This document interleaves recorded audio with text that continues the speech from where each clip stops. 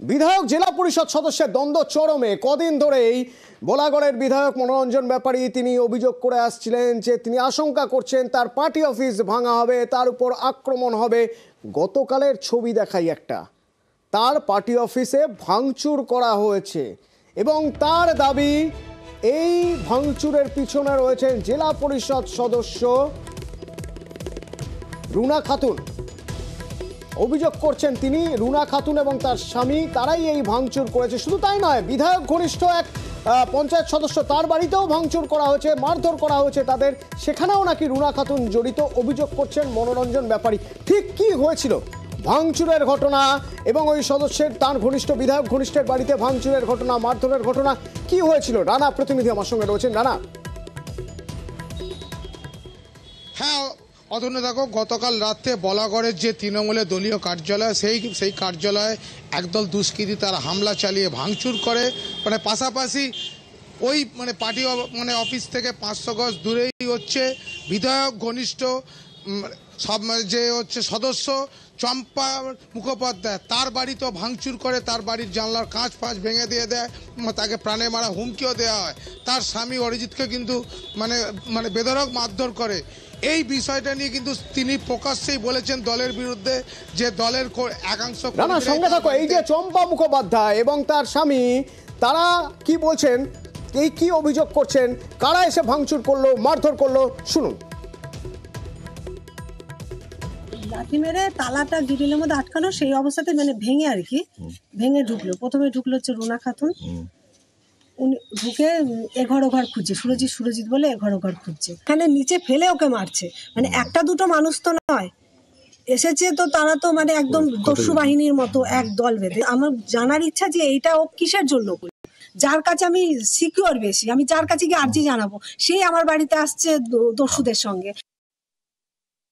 আমি যাইনি, কারণ আমি রাত্রেবেলায় আমি নিজেকে আনসিওর ভাবছিলাম, কারণ ওই যেভাবে কথাটা আমায় বলে গেছে, তুই বেরোলে তোকে মেরে দেবো। দেখুন, আমি একটা জিনিস বারবার বলতে পারি, বিধায়ক ভালো হোক খারাপ হোক, কিন্তু বিধায়ক একটা কথা বলেছে, উনি কিছু গুন্ডা বাহিনী নিয়ে ঘোরে, তার তো প্রমাণ হয়ে গেল। একদম মনতে বলছি, এর যদি কোনো ব্যবস্থা যদি না নেয়, আমি আমার বউ যে সদস্য, আমি বউকে দিয়ে রিজাইন দেওয়া করাবো। রানা, এই পরিস্থিতি শুরু কবে থেকে? কেনই বা মনোরঞ্জন ব্যাপারী রুনা খাতুনের বিরুদ্ধে অভিযোগ করছেন? রুনা খাতুনই বা কেন পাল্টা বলছেন যে এর মধ্যে তিনি কোনোভাবেই নেই, মনোরঞ্জন ব্যাপারী মিথ্যা কথা বলছেন? শুরুটা কোথা থেকে, কেন? শুরুটা হচ্ছে, দেখো 2017 সালে এই যে রুনা খাতুন, এ কিন্তু স্কুলের সে অবৈধভাবে সেই স্কুলে সে চাকরি পেয়েছে একটি পোস্ট ক্রিয়েট করে।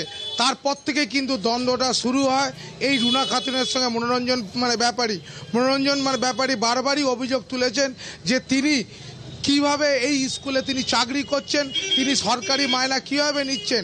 পাশাপাশি তোমাকে অতনু জানিয়ে রাখি, চাঞ্চল্যকর একটি সমাজ মাধ্যমে কিন্তু এই মনোরঞ্জন ব্যাপারী লিখেছেন কলকাতার বাবু। এই কলকাতার বাবুকে, যার মাথার হাত রয়েছে এই রুনা খাতুনের উপর, তার জন্য কিন্তু রানা আমাদের যেমন জানাচ্ছিলেন যে আকচাকচি এমন জায়গায় চলে গিয়েছে, সোশ্যাল মাধ্যমে এবার সোশ্যাল মাধ্যমে একে অপরের বিরুদ্ধে তারা কথা বলছেন, ক্ষোভ উগরে দিচ্ছেন। মনোরঞ্জন ব্যাপারী অভিযোগ করছেন এই রুনা খাতুনই পার্টি অফিস ভাঙচুরের জন্য দায়ী। শুনুন তার বক্তব্য।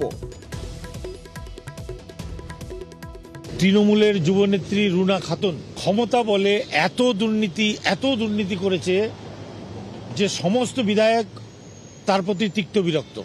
বলাগড়ে তার নিবাস, বলাগড়ে সে থাকে, ফলে তার যে শোষণ, দমন, দলন, অত্যাচার, সেগুলো বলাগড়ের মানুষকে অনেক বেশি সহ্য করতে হয়েছে।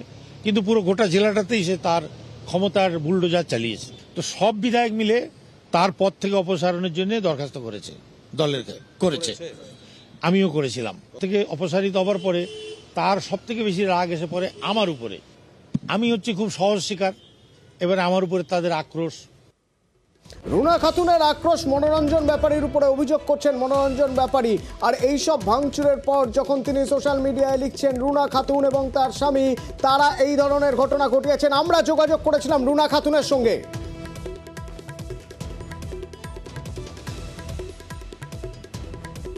ফেসবুকে যে ভাষা উনি লেখেন, তাতে উনি যে স্বশিক্ষায় শিক্ষিত এবং জেলে বসে অবাক অকা শিখেছেন সেটা বারবার প্রমাণিত হয়। গতকাল রাত্রির উনি ফেসবুকে আমার সম্পর্কে এত অশালীন ভাষা লিখেছে যে ওটা দেখলে যে কোনো মানুষ লজ্জা পাবে যদি তাদের মা না হুঁশ থাকে। মনোরঞ্জন ব্যাপারী একটা নারীর গর্ভ থেকে জন্ম নিয়েছে। উনি যেভাবে ফেসবুকে আপনারা যেগুলো দেখতে পাচ্ছেন তার বাইরেও উনি কালকে ডিলিট করেছেন, কিন্তু আমাদের কাছে সেটা স্ক্রিনশট নেওয়া আছে। আমি একজন সামান্য জেলা পরিষদের সদস্য আর উনি একজন বিধায়ক, আমার থেকে অনেক বেশি উনি ক্ষমতাশালী, উনি দেখাতে পারবেন না।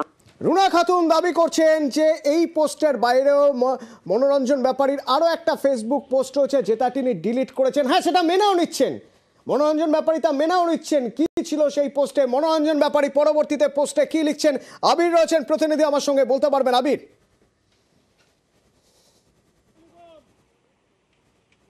দেখো, 2021-এর মে মাস থেকে 2024-এর জানুয়ারি মাস পর্যন্ত রুনা বনাম মনোরঞ্জন ব্যাপারী বলাগড়ে একটা রীতিমতো একটা যে পরিস্থিতি তৈরি হয়ে রইল তাকে ঘিরে যার রাজনৈতিক মহলে যথেষ্ট শোরগোল পড়ে গিয়েছে। এটা ঠিক রুনার কে ইঙ্গিত করে তিনি যে পোস্ট লিখেছেন, তার যে নাম নিয়েছিলেন, সেই নিয়ে তীব্র আক্রমণ শুরু হয় হচ্ছে মনোরঞ্জন ব্যাপারীর বিরুদ্ধেও। এবং কিছুক্ষণ আগে তিনি বিধানসভাতে এসে পৌঁছানোর মুখে মনোরঞ্জন ব্যাপারীও তিনি উল্লেখ করেছেন গোটা বিষয়টি সম্পর্কে তিনি ক্ষমাপ্রার্থী, প্রয়োজনে তিনি রুনার সামনে গিয়েও তিনি ক্ষমা চাওয়ার ক্ষেত্রে প্রস্তুত। তবে তিনি তার যে লড়াইয়ের যে জায়গা, তিনি যে কারণে আন্দোলন করা শুরু করেছিলেন সেখান থেকে তিনি সরবেন না। এবং এই প্রসঙ্গ টানতে গিয়ে তিনি বলেছেন যে বালি, গাঁজা এবং একই সঙ্গে হচ্ছে জুয়া, এই তিনটে জায়গাতে রুনা এবং তার স্বামী যুক্ত রয়েছে। এবং এই বিষয়ে তিনি যথাযথভাবে অভিযোগ একাধিক জায়গাতে দাঁড়িয়েছেন এবং তার বক্তব্য যে দলের শীর্ষ নেতৃত্ব এবং একই সঙ্গে হচ্ছে হুগলি জেলা পুলিশ, স্থানীয় থানার ওসি তাকে যত সম্ভব সাহায্য করছে। তারা গোটা বিষয়টি সম্পর্কে তিনি যে অভিযোগগুলো জানিয়েছেন সেই অভিযোগগুলোকে নিয়ে তারাও তদন্ত করছে। ফলে মনোরঞ্জন ব্যাপারীর এই লড়াই থেকে সরে যাওয়ার কোনো রাস্তার কথা তিনি বলছেন না। ঠিক।